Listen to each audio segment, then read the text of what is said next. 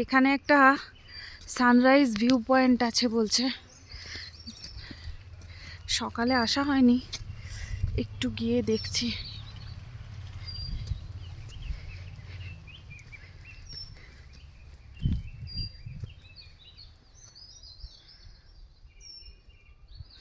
এইদিকে পাইন ফরেস্টটা চলে গেছে। দুপুরে আমরা ঠিক করেছি এই পাইন বনটা ধরে যতটা সম্ভব এগিয়ে গিয়ে সুখিয়া পুকুরি পর্যন্ত হেঁটে হেঁটে যাব। ফেরার সময় কোনো একটা শেয়ার কারে চলে আসবো। দেখা যাক সানরাইজ ভিউ পয়েন্টটা কি সুন্দর, একটা ওই ফুলটা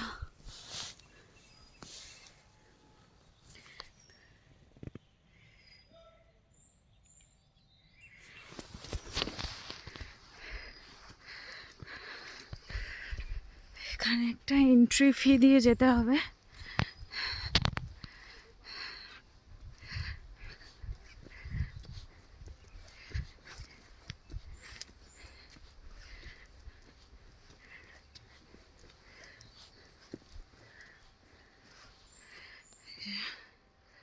ওই যে ওখানটায় এই সুন্দরীও, সুন্দরীকে দেখুন।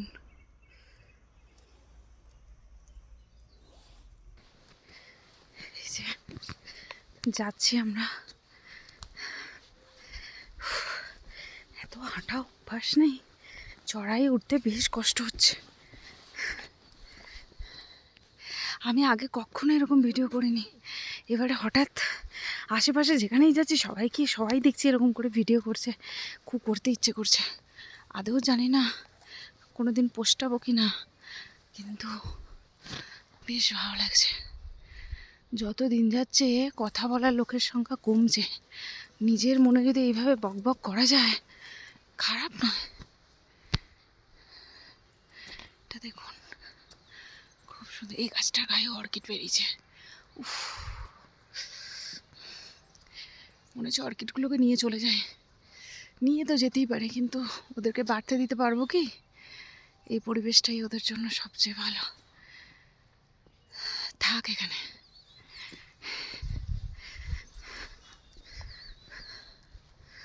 এদিকেও যাওয়া যায়, আমরা এই রাস্তাটা ধরেই যাবো। স্লিপ খাই যদি, দু একবার কাচার খেয়েছি। আসার আগে মা বারবার বলে দিয়েছে ফুল পাতা দেখতে গিয়ে তুই যেন খাদে পড়ে যাস না। মায়ের এটা একটা বিশাল ভয়, সে কথাটা আমার মায়ের ইনটিউশন মারাত্মক, যা কিছু ভাবে সত্যি সত্যিই হয়ে যায়।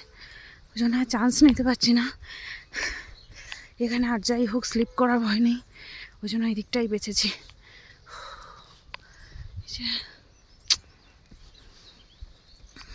দারুণ,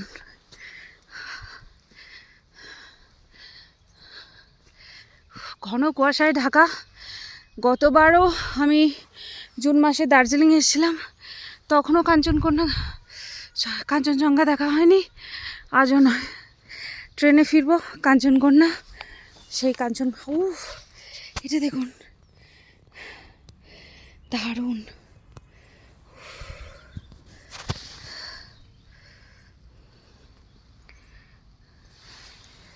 খুব সুন্দর। এগুলো কি?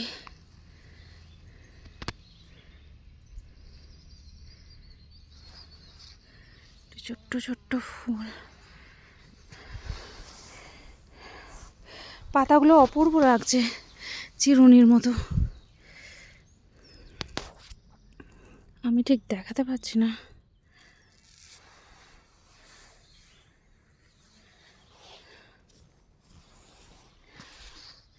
এই যে এখানেও রয়েছে।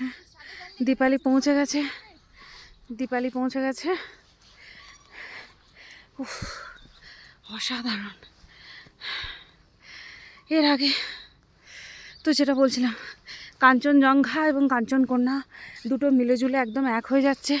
কাঞ্চনকন্যা বলতে গিয়ে কাঞ্চনজঙ্ঘা এক্সপ্রেস বলছি, কাঞ্চনজঙ্ঘা এক্সপ্রেস বলতে গিয়ে কাঞ্চনকন্যা বলছি। সবাই হাসছে, কিন্তু কিছু করার নেই।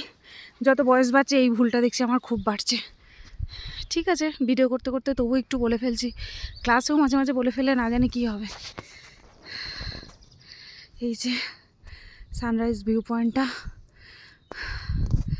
খুব সুন্দর, কিন্তু এখানে যা এখন ওয়েদার, সানরাইজ দেখার কোনো উপায় নেই, সম্ভাবনাও নেই। ওই জন্য আমরা সকালে আর চাপ নিইনি, 7টায় উঠেছি। দীপু এখানে দোল খেতে লেগে গেছে।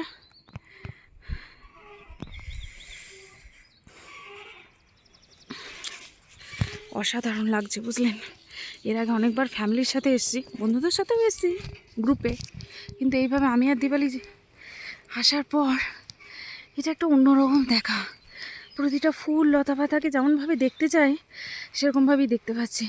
ফ্যামিলির সঙ্গে এলে কে খেলো, কী খেলো, মেয়ে খেলো কি না, ওর কী হলো, এই গুছিয়ে চলো, শাল সোয়েটার করতে করতে না আসল জিনিসটাই বোধহয় বাকি পড়ে যায়। কিন্তু এখানে সেটা হচ্ছে না, যেখানে যতক্ষণ ইচ্ছা দাঁড়িয়ে পড়ছি আর যা ইচ্ছা করছি, এটাই। কি সুন্দর।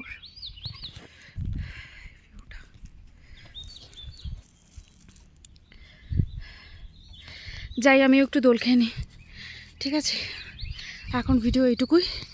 আবার বিকেলের দিকে সুখিয়া পুকুরের দিকে হাঁটতে গেলে তখন না হয় একবার ভিডিও করা যাবে।